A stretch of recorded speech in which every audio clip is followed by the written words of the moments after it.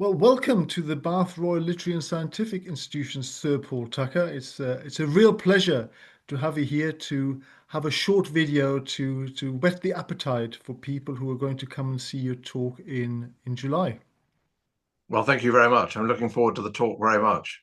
Yes, so are we. I mean, we're obviously living, as the Chinese curse says, we're living in very interesting times. And, clearly what seems to be happening on a week by week basis seems to sort of corroborate the kind of state we're in. So I think your book, Global Discord, Power and Values in a Fractured World Order, I think is a very timely and very important book. But before we get into the book, maybe you can tell us a little bit more about your background and what motivated you to write your book. Well, I'd written a book half a decade or more ago about whether it was okay for democracies to delegate so much power to unelected officials like central bankers and regulators. And I'd done that because I had been an unelected central banker for 30 odd years. And I wanted to explore the conditions under which that's kind of tolerable in a democratic society. And when I'd completed that project, I thought, well, actually, the same set of questions arises about all these international organizations. And I was lucky enough to chair some G20 group of 20 committees and working parties. And I thought, well, hold on, isn't this Britain and America and everybody else handing over their power to anonymous international organizations? When's that okay? And does China's rise make a difference to that? All right, okay, that's interesting, isn't it? Because that kind of environment is still with us. Those Yes. questions are still with us today.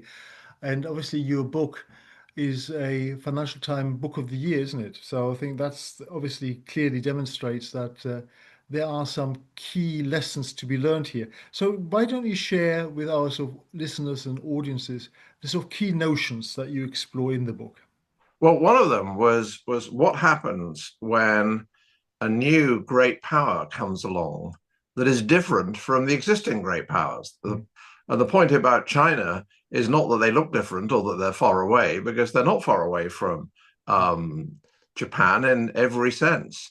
But they have a completely different system of government. They have a very different history, not just the 20th century history, but going back further. And how would the whole international system and order fit together with them as a great power alongside the United States? And my question was, well, would that change um, international organizations and regimes? And kind of underlined the question I had about, so is it okay? Is it legitimate for us to hand over so much power? And does it get harder if some of the people sitting around the table um, don't agree with us ideologically about how the world should be? Mm.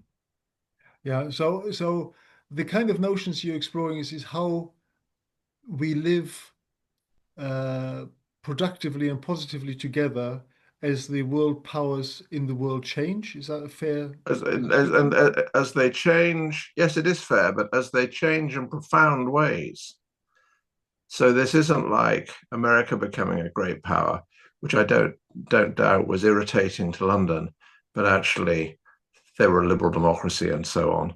But China's not. It's a kind of Leninist, Marxist, Confucian um, political system, very different from ours. Could that work?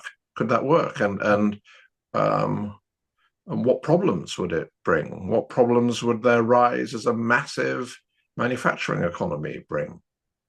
Okay. So if these are the sort if this is the gist of the book, what are the sort of key conclusions that you reach in the book? Well, I think the headline, frankly, is that we're in a state of flux and will continue to be in a state of flux for decades and decades, if not a century.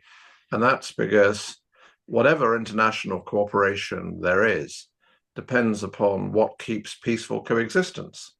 And since the Second World War, it has been the umbrella of the United States superpower. In the 19th century, it was a balance of power between the big European countries. And who knows what it's going to be in the future?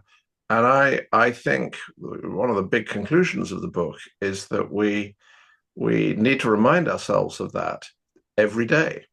I mean, in the last week or so, with the war in the Middle East, that, for my mind, there hasn't been enough discussion of, so what are China thinking about this, and what does this mean for China?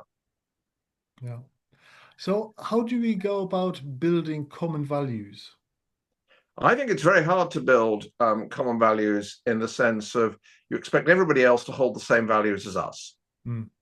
I think it's important to recognize that we have more in common value wise with some other countries than with others. So more in common with Japan Yeah. than we do with China, because this for sure isn't anything to do with ethnicity.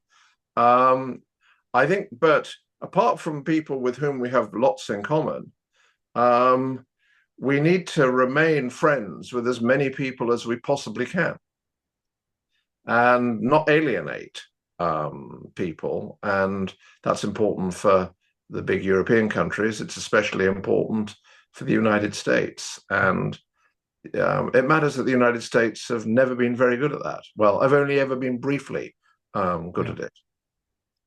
Okay. So, I mean, obviously, you also cite some philosophers. Given that I'm a philosopher, I'm very interested in your take on David Hume and Bernard Williams, for example. And is there, in terms of ethical or moral values, do you feel there is a sort of common foundation that can be reached from which to build up that sort of cooperation in the world?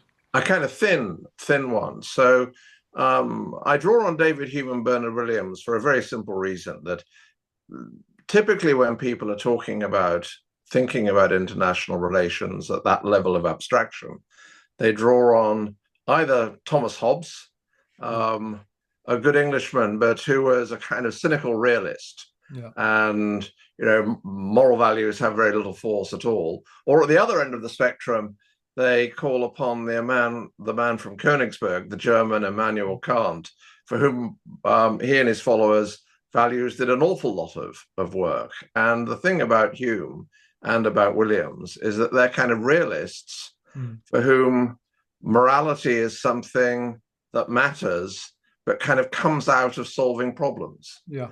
And I think that's they're neglect as it happens in scholarly terms, they're neglected in this field.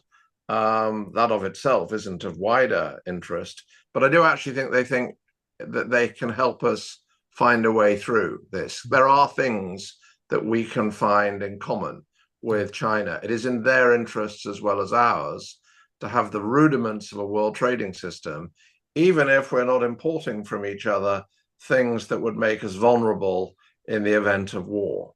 Mm. And the climate change thing is something where we ought to be able to find common ground, but actually it's going to be hellishly difficult to do so, and we need to be open-eyed Yeah. about that. So what are the sort of potential trajectories that you sort of foresee could happen? I think that there are some areas where American dominance in the world is likely to linger for quite a long time. And the most obvious example of that is the use of the dollar. I mean, the United States can plainly do things that will reduce the international use of the dollar, and they've been trying quite recently. One might think, but actually, we are still in a world which, if you were almost anywhere on the planet and a bit stuck, and you'd got some dollars in your pocket, they'd be helpful. Yeah. And that was true for sterling about 100 years ago or more. But I think, frankly, it's in most fields and for most people, we're going to live in the midst of something that is between a superpower struggle and a new Cold War. I mean, I think of the war on Ukraine as a kind of first proxy war. I mean, I just don't see how Putin could have kept up that war without Chinese acquiescence Mm. and some support. Um, and it's who knows whether we will ever find our way to a hot war. I think it's possible, but I think it's more likely that there will be phases of cooperation and then phases of backing off and distancing and so on. And the example I use in the book, and I think it's the best example, is Britain and France in the long 18th century, from essentially 1689 to 1815. We were often at war, but Yeah, there were periods where we were trying to reach trade agreement with them, and they with us. yeah, And I think that's what it would be like with China and America. They're not going to go away. yeah. Well, on that sort of more positive note, then what are the three things you feel need to change in the global world order over the next decades to come to get to that kind of conclusion, a more cooperative world order? Oh, so avoiding a major war where the big powers face off to each other directly. I mean, Okay. however terrible proxy wars are, they are better than um, straightforward direct conflict between the superpowers. And I mean, the United States has for some time been worried that China has not got in place de-escalation procedures in the way that Moscow and Washington had. I think a second thing will be Europe in degree rearming itself, but without becoming an overt competitor to the United States. Right. I think that's hellishly difficult. Um, I think it won't do for us to. I think it's unrealistic for us to rely on American defense for another 50 years, or wholly rely on American defense for another 50 years. But if we became a hard power that was manifestly a rival to the US, and I can imagine that, just about imagine that happening, the world would become more dangerous rather than less dangerous. And for here in the UK, that means somehow navigating a relationship between Europe and America. And we're actually, the truth is, we're finding it hard enough to navigate between America and China Yeah. because China is such a big market. And Germany, the same. Germany is probably more dependent upon the Chinese market than Britain is. Yeah. And do you think Britain by itself, or do you see Britain as an overall European geographic, economic, and political entity? In defense terms, kind of with Europe, but under in a kind of in a broader system with America. Okay. Economically, probably a bit closer to Europe, but not hugely close to Europe. You know, we're never going to become part of a fiscal union, Mm. and yet their monetary union that they've already got is eventually going to take them to a fiscal union. Yeah. I mean, I think the people that said um, the Europeans are embarked on a project where we won't want to go with them the whole way were correct. Mm. I it was rather limiting though to think that the only choices were travel the whole way with them or step out of it completely. And what Putin has done, and in some senses what Mr. Trump has done, has reminded us that we're here. Yeah. And the one thing we do share with Western Europe is a kind of need for collective and shared defense. Yeah. Okay. Well, we better not discuss too much, otherwise you will have given your talk. But just to finish off, are you still in contact with your previous colleagues, Mark Carney and Mervyn Phillips? Mervyn King, well, not with Mark since he's become Prime Minister of Canada. Mervyn King, I see. Yes, we were on a panel in London not too long ago discussing economic policy, the kind of things that we used to do. Yeah.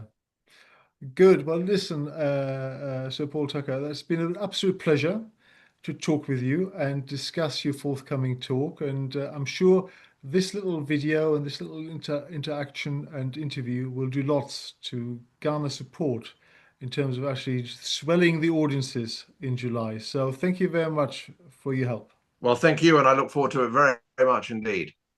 Thank you.